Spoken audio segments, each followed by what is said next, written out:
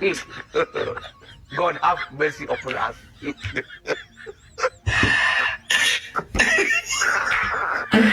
ولدنا عندهم ندايت بالودي هاي إلى من زعلوا كم زي عاد قبر عين هذا نقرأ كم زي عاد قبر هذا بعشرة شو عندها يتقبل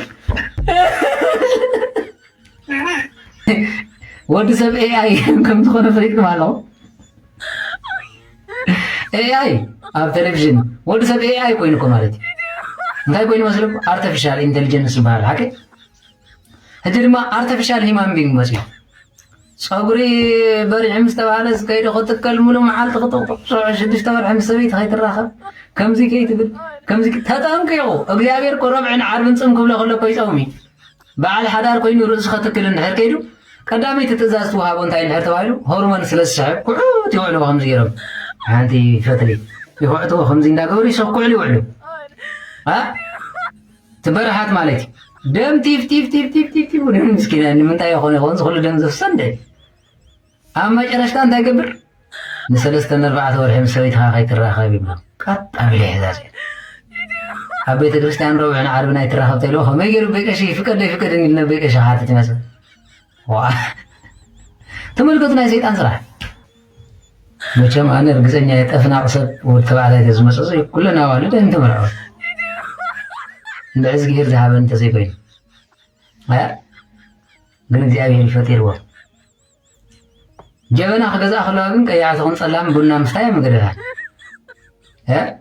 ወይ ዕትሮን ማይ ኮነልካ ስዊ ከሕዝ በለት ጸላም ጸገመ ይብልን ዘይ ቡና ኢና ምሰተ ሊላ አትገዙ ሓቀ እሞ ወዲ ሰብ ጀበና እግዚአብሔር ካብ ኮነ ለተጠቅሙት ውሽጥ ዘሎ ስነ ሐሳብን አካይዳን ግብርና አንበር ቆርቦቱ ስለጸለመ አፍንጮ ስለተጠፍነቀ ንስኮ ይጎነ ነው ሕብረተሰብና ተናቆ ሕልፍ ሓሊፎ እግራ ገጅፍ እንተ ኮይኑ ከምዚ ዝበለት እያ አጻብዕታ ነዊሕ እንተ ኮይኑ ከምዚ መሰለት እያ ዓይኑ ከምዚ በለ እንተ ኮይኑ ከምዚ ማለት እዩ እዝኑ ከምዚ በለ እንተ ኮይኑ ከምዚ እዩ ሕልፍ ሓሊፎ ናብ ዓሸራ በጽሑ ናብ እስናን በጽሑ ናብ ከንፈር በጽሑ ናብ መቐመጫ በጽሑ መጨረሻ እንታይ ማለት ባር በከንፈር ሰብ ዝምረጽ ተቆይኒ ኢላ ዘጓለ ንሰይቲ ትሕረዝ ዝተብዕል ከንፈር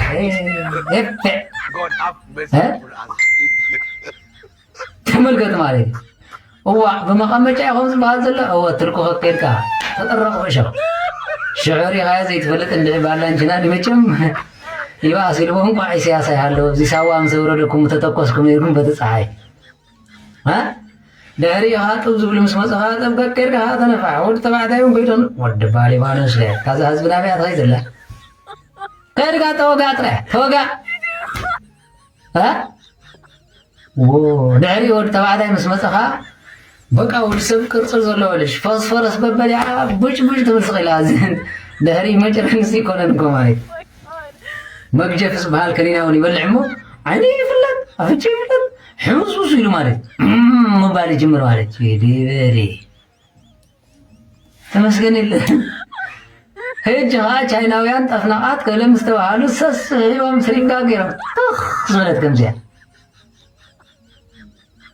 ፓስፖርት በአይረፖርት ምጽያሪ ተፈልጋስ እስሪ ኮንክን ነው አኔ ስለ ናይ ቀደም ተምጻ ደፍና ሕጂ ተራኻ ተዝበለት አፍንጫ ሕጂ ኮ ዋላ ትመርጸሉ ደረጃ ድሕሪ ሱኑ ከም ገለለን ፈዓንተ ኢለን ሓፂን ጌርካ ኻራው ምስሓቅ ስላብትሰን ስጋብተን ማለት እዩ አይታኻ ነቢይ ጌዶም አንታ ተመንበይ ሰለምን አንተም ሰባት ሓደጋ ይወርደናል አገበልና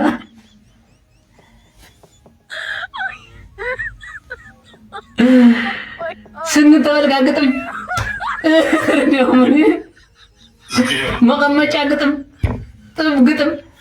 አፍንጫ ይትበል ገለ ይትበል ደሪ ኻመፂዩ ማዕጓር ዝፈትኽ በሃል ከሎ በዚ ምንፂ ሕርስ በዚ ምንፂ ሽዑ ድምብጭ ድምብጭ ደሪ ጥንቦቕ ዝበለ ዝፈትም ዝበለታ ኻ በዚ ኣብ መስማር ገይራ ኣሲራ ስሕ ከለኻ ጥንቦቕ ጽንቦትረት ትብል ማለት ዘይንሳ ወይ ጓለይ ወይ ጓለይ ወይ ጓለይ ወይ ጓለይ ወዲ ሰብ ተሓሪሱ ይብለኩም ኣለኹ እንታይ ይበሃል ባምብላኹም ይግበር ኖሪዶ ሓንሳ ከምዚኣ ምስ በለት ባምብላኹም እያ እዚ እጁ እንታይ ይበሃል ማለት እዩ ፌክ ሂማን ቢንግ ማለት እዩ ከምዛ ሓፍትና ዝበለታ እዛ እስላሜት ሓፍትና ዝገበረታ ተኣምር ነይራ ሃገ ሙስሊም ሓፍትና ኮይና በቃ በዓል ቤተይሲ መቐመጫ ይብልክን ስለ ዝበለስ ቀሊን ኣታ ታብታብ እስክግበሩ ተደኽብለኩም መጠንቀታ ስለ ዝብል ዘለዉ እንታይ ዳ ኣለይ ዝገብሮ ኢለ ንቱርክ ከይደ ከይስራሕ ፓስፖርት የብለይን ገንዘብ ከዓ ይኣኽለኒ ኢላ ሓሲባ ስፖርት ከይሰርሕ ግዜ የብለይን ኢላ ክትበልሕ ባርያዋ ኣብ መጨረሻ ኣላህ ወይ ንኩሉ ዝለመነካ ትህብስኻ ወይ ኣላህ ብዘይካ መቐመጫ ካላ ይብንን እንተሂቡ ሰበይቲ እንተሂቡ መቐመጫ እዩ ነገቲራ ከምዚያ ኢላ ፀልያ ሓደ ደዳ ሂቢ ይበሰሉ እንታይ ትስሕቁ እንታይ እንጀራ ከብዳሪነ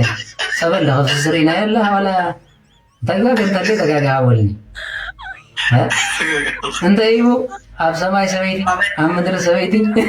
ተዘይ ኮይና ከዓ መቐመጫ ይኸብስኽ ካብኣ ሓሊፉ ኣላህ ወላ ሓንቲ ይብኒ ኣይብኒ حلوين ሕጂ መጨረሽታ እንታይ ኢላ ማለት ኢደይ ዘርጊሕ ኢላ ማለት ኣላህ ሆይ ኢለ ነቢዐ ኢላ ኣባክ በዓል ቤተይ ስለ ፀልአንና ካልእ ጓል ስለ ዝኽእለ ቄጤን ብጃኻ ግጅፈለ ኢላቶ ድቅስ ኢላ ክትስከላስ ብቻዋን ማታነሰኩ ንበይነ ዘይ ልዕሎ መቐመጫ ሂብኒ ሕጂ ትሪኡ ኣለኹም ዝጥ ይብላ ኣለኹ ኢላ ኣዋልና ከዚ ቀና እዚኣ ኣላ ዝህብ መሲሉ እንተገቲረምካ ዓድራ ድሕሪት ጓል ኣንስተይቲ ትመፅእ ፀጉሪ ከምዚ ኮይና ሽጉርትን ኮሚደረን ጉር ጥፍጥፍጥፍጥፍ ኣንተ ስቤዛ ጌርክ ብልዕዮ ኳ ብከብዲ ክንተሰርሐ ተብልካ የለን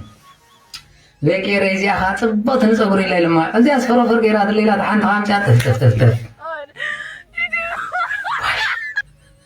ፈተና ይተእትወና ይብል መፅሓፍ ኮነ እንታይ ክደስኩም ዝኽእሉ ፈተናትም ሰባት أنا أقول لك كلك تسوي ኣልያም ጋር ክፅቡቕ እንታይ የለ ጓል ይሃብኩም ብከምዚ ስለዚ ብኩሉ እንታይ ማለት እዩ ሽግር መፅኡ ነዚ ዘምፆ እንታይ ምሕር ተባሂሉ ዓይኒ ምርኣይ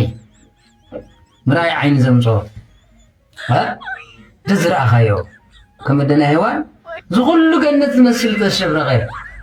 ኣብ ማእከሉ ኮፍ ኢልካሉ ዝበለፀ ነዳራሽ እኳ ንክትሪእሉ ንክትሰምዐሉ ኮፍ ትብሎ እንዳሃለዎ ከላ ዘይተጠቅም ፍርኦም ብምብልዓ ነዚ እግዚኣብሔር ኣዕፅምትኩም ቆፂሩ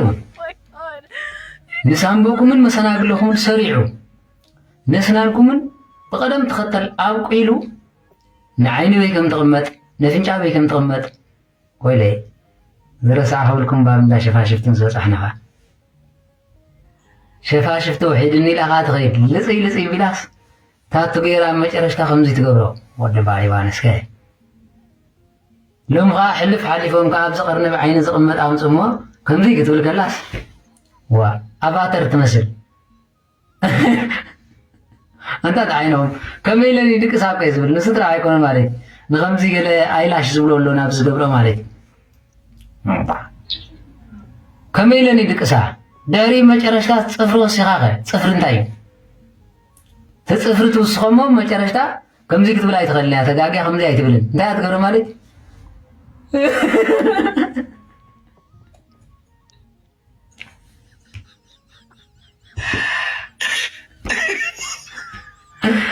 ወለድና ክዕሎ ክእሉ እንታይ ትብል ወደይ ሃየ ኢሎም እዮም ዝዕልሉ ከምዚኣ ከይትገብራ ዓይና ክትነቅር እያ ከምዚኣ ከይትገብራ ክትብሕጭራ እያ ሽዑ እንታይ ትገብር እግዚአብሔር ናታ ገዲፋስን ናይ 3000 ዘይድምሰስ ሸፋሽፍቲ ትገብር እንታይ ዝበልዎ ሓሪጭ ዝኾነ ትውልዲ እንቶም ሰባት